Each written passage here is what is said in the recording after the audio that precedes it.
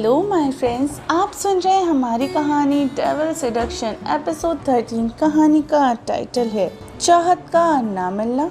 तो चलिए स्टोरी को आगे बढ़ाते हैं।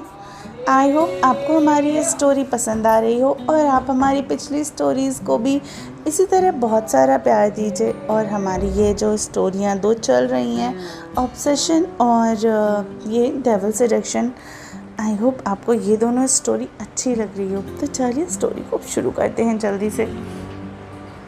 चाहत चलते चलते उस समुद्र के पास आ गई थी। उसने सर घुमाकर इधर उधर देखा तो वो इंसान कहीं भी नहीं दिखाई दे रहा था। दूर दूर तक वो जगह बिल्कुल किसी सुनसान इलाके में बदल गई थी। चाहत अपनी सांसों की आवाज़ भी साफ साफ सुन पा रही थी। अब उसे डर लग रहा था अंधेरी जगह पे अकेले रहने से। उसने खुद से कहा, क्या ज़रूरत थी यहाँ आने की, अब क्या करूँ मैं, खुद ही फंस गई। सबने मना किया था कि कहीं आना जाना नहीं, फिर भी चली आई, अब भुगत खुद। फिर इधर उधर उसने अपने चेहरे को घुमाकर देखा और बोला, वो इंसान भी कहाँ चला गया पता नहीं, अभी तो यहीं पर था, देखते ही देखते कैसे गायब हो गया। मिस्टर इंडिया खुद तो गायब हो गया और हमें अकेला छोड़ गया। छोड़, पहले खुद यहाँ से जाती हूँ वरना डेविड गुस्सा करेंगे। ये बोलकर उसने एक ही कदम बढ़ाया था कि उसे लगा कोई उसके आसपास है। उसने इधर उधर देखा, वहाँ पे झाड़ियों की पीछे से कुछ लंबे लंबे पेड़ थे। चाहत को कोई दिखा तो नहीं। फिर वो चलने लगी और आगे बढ़ी। तभी उसे किसी और की सांसों की आवाज़ आने लगी। चाहत थोड़ा पास से आ रही थी और वो आवाज़ काफ़ी पास ही होते जा रही थी। चाहत को अब बहुत डर लग रहा था। उसकी हार्ट बीट्स भी काफ़ी बढ़ गई थीं। वो पीछे मुड़कर बिल्कुल भी नहीं देखना चाहती थी। फिर भी उसने धीरे से कदमों को अपने पीछे की ओर मोड़ा और उसकी नज़रें नीचे थी। उसके सामने करीब एक हाथ की दूरी पर ही किसी के पैर थे। ये देख चाहत काफ़ी घबरा गई। उसे लगा ये कोई भूत ही होगा जो उसे लेने आया होगा। उसने धीरे धीरे अपना सर ऊपर किया। सामने खड़े इंसान को देखकर वो सहम गई। चाहत के सामने करीब 40 से 50 की उम्र का एक आदमी खड़ा था।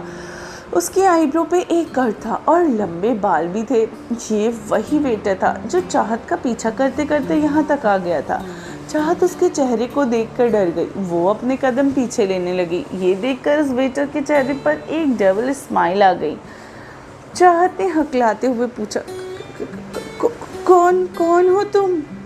ये सुनकर वो वेटर हंसते हुए, तेरी मौत, तुझे मारने के लिए पैसे मिले हैं, तुझे समझ में आया? और वहीं पर वो बदतमीज आदमी अपने काम को पूरा करने से खत्म करने को मानता है।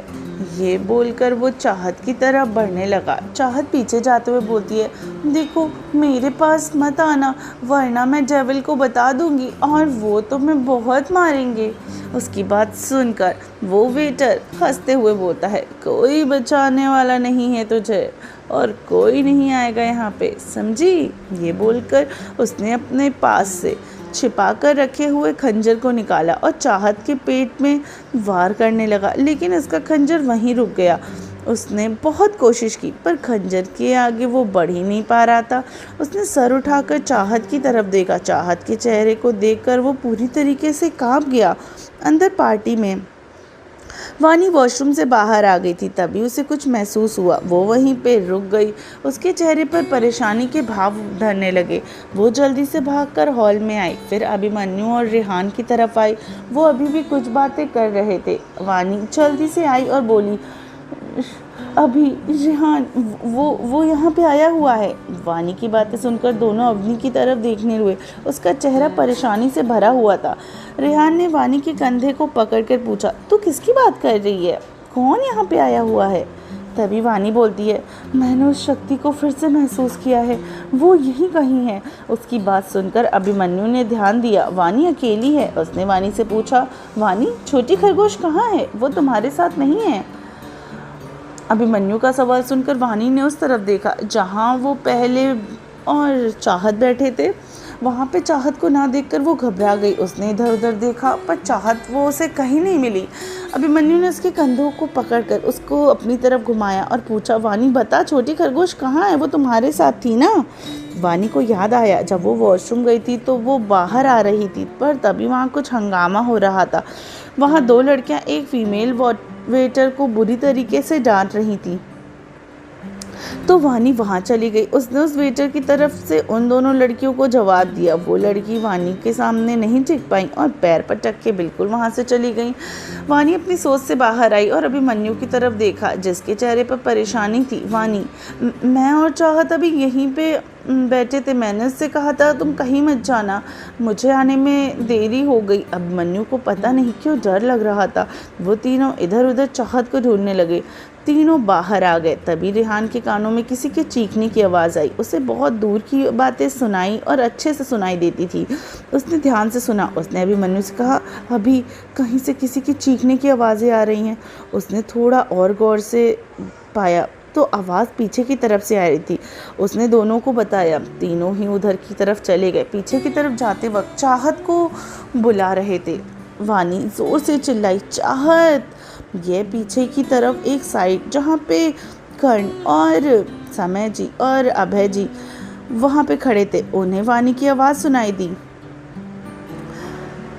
समय जी हैरानी से बोले, चाहत, किसी ने चाहत को बुलाया। तभी अभय जी बोलते हैं, समय जी कोई और होगी, हमारी बेटी थोड़ी ना है वो वहाँ पर। लेकिन समय जी मानने को तैयार नहीं थे। उन्होंने अभय जी से कहा, नहीं अभय, मुझे लग रहा है ये चाहत ही होगी, शायद चाहत यहाँ पे भी तो आ सकती है। उन्होंने कर्ण की तरफ देखा। कर्ण पता नहीं क्यों पर मुझे लग रहा है ये हमारी बिटिया रानी ही है। समय जी की बातें सुनकर कर्ण बोलता है, अच्छा ठीक है पापा, हम एक बार देख लेते हैं। ये बोलकर सब उस तरफ जाने लगते हैं। आवाज़ आ रही थी।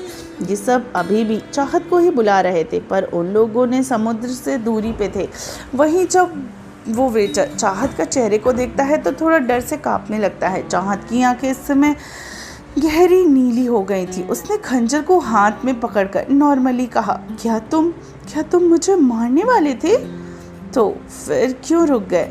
तुम डर क्यों रहे हो? ये बोलकर उसने वेटर के हाथ को पकड़ लिया। अब चाहत के चेहरे पर एक खतरनाक स्माइल आ गई थी, लेकिन उसकी आंखों में बेहिसाब गुस्सा दिख रहा था। उसकी पकड़ उस वेटर पे कसती ही जा रही थी। वेटर की आंखें अब घबराहट से बड़ी हो रही थी। वो अपने दूसरे हाथ से चाहत के हाथ को दूर धकेलने की पूरी कोशिश कर रहा था पर कोई फ़ायदा नहीं हुआ। वो चाहत के हाथों को हिला तक नहीं पा रहा था।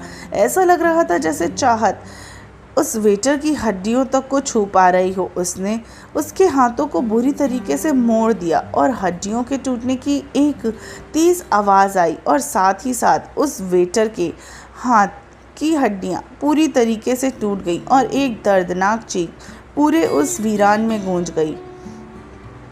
चाहत ने उस वेटर के हाथों को कुछ इस तरीके से मोड़ दिया जिससे उसके जॉइंट्स वाली हड्डी पूरी ही टूट गई थी। उसने अपने दूसरे हाथ से अपने टूटे हुए हाथ को पकड़ा। तभी वहाँ पर आवाज़ें आना शुरू हो गई, चाहत, चाहत, कहाँ हो तुम? और इन्हीं आवाज़ों को सुनते ही चाहत को अब घबराहट होने लगी। अभिमन्यु को बहुत घबराहट हो रही थी। उसे लग रहा था जैसे वो चाहत से दूर होने वाला है। उसका इतना सोचना ही था और उसे डर लगने लगा। वो खुद पे ही गुस्सा किए जा रहा था। उसे चाहत को अकेले नहीं छोड़ना चाहिए था। चाहत उस वेटर की तरफ बढ़ने लगी। उस वेटर को अपने सामने अपनी मौत दिखाई दे रही थी। वो भागना चाहता था पर रेत पर चले आए वो लोग और वहाँ पर ही वो गिर जाता है। तभी वहाँ पे वानी की आवाज़ आई, चाहत, चाहत। चाहत के कानों में जैसे ही आवाज़ आई उसकी आंखें बड़ी हो गई, फिर धीरे धीरे बंद होने लगी। उसका चेहरा पीला पड़ने लगा। तब तक वहाँ पे अभिमन्यु, रेहान, वानी भी आ गए। उन्होंने देखा कोई इंसान नीचे गिरा हुआ है और चाहत उसके सामने खड़ी है। वेटर ने जब चाहत को ऐसे देखा उसने अपने नीचे गिरे खंजर को उठाया और चाहत की तरफ वार करने लगा। चाहत की नहीं, अब बंद आंखें होने लगी थी। उसने अब धुंधलाई आंखों से उसे देख रही थी। अभिमन्यु, रेहान, वानी जब उस वेटर को चाहत की तरफ वार करते देखे तो उनकी सांसें ही रुक गई। उनका दिमाग उस वक्त किसी चीज़ के लिए तैयार नहीं था। वानी अपनी शक्तियों से वेटर को रोकना चाहती थी। उससे पहले उसने अपना हाथ उठाया था कि वो खंजर अब चाहत के पेट के कुछ इंच की दूरी पर ही रह गया था। वेटर चाहत को कोई नुकसान पहुंचा सकता उससे पहले ही किसी ने आकर चाहत को अपनी तरफ खींच लिया, जिससे उस वेटर का वार खाली हो गया। वो अपने लेफ्ट हाथ में चाकू को पकड़े था, फिर बैलेंस बिगड़ने की वजह से वो नीचे गिर गया। वानी, अभिमन्यु और रेहान की तो रुकी हुई सांसें जैसे वापस आ गई। वो तीनों उस तरफ बढ़ने लगे, तभी उन्हें पीछे से किसी और के चिल्लाने की आवाज़ें आईं, बेटी, चाहत, चाहत। तीनों पीछे मुड़कर देखे तो समय जी, कर्ण और अभय जी थे। कर्ण जल्दी से दौड़ के आया और उस शख्स से चाहत को अपनी तरफ अपनी गोद में उसका सर रखता है। चाहत बेहोश हो चुकी थी। कर्ण चाहत की गालों को थपथपा रहा था। चाहत, चाहत उठो, उठो मेरा बच्चा, देखो तुम्हारा भाई आया है, बच्चा उठ जाओ। अभिमन्यु, रेहान और वानी हैरानी से इस सीन को देख रहे थे। वो सब उसके थोड़ी दूर पे ही खड़े थे। उन्होंने सुना था जब कर्ण खुद को चाहत का भाई बोल रहा था। उन्हें पता चल गया था कि ये चाहत की फैमिली है। तभी वहाँ पर समय जी और अभय जी भी आ जाते हैं। चाहत को ऐसे देख दोनों की आंखों में आंसू गिरने लगते हैं। समय जी ने चाहत के सिर को सहलाया और उसे उठाने की कोशिश करते हुए, चाहत अभी भी वैसे ही बेहोश हालत में कर्ण की गोद में ही थी। सबका ध्यान बस चाहत पे ही था। उस शख्स ने कुछ इशारा किया जिससे वहां 2 आदमी आए और वेटर को लेकर वहां से चले गए। वो शख्स तब तक उस तरफ देख रहा था जब तक वो चला नहीं गया। फिर उसने अपनी नज़रें चाहत की तरफ की। चाहत का चेहरा पीला पड़ गया था। वह धीरे धीरे चाहत की तरफ अपना हाथ बढ़ाने लगा। उसने अपना हाथ चाहत के गले के पीछे ले लिया।